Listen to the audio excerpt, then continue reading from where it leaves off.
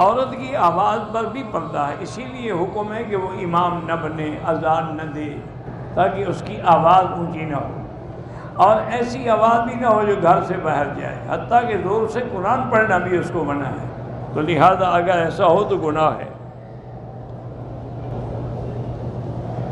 اگر اپنی بیوی کو شہوت سے ہاتھ لگا لے تو وضو ٹوٹ جائے گا؟ نہیں، وضو نہیں ٹوٹتا ہے۔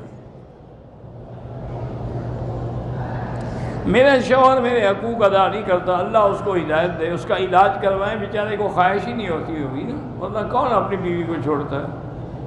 وہ فارغ ہو غریب ہے بیچارہ، اس کا لے جاؤ ہسپتال، اس کا علاج کرواؤ، پھر ٹھیک ہے۔ ہم اسکول میں پڑھتے ہیں، کیا کسی لڑکی کو ہم بہن بنا سکتے ہیں؟ تمہاری بہن کو کوئی اپنی بہن بنا لے، وہ قبول کرو گے؟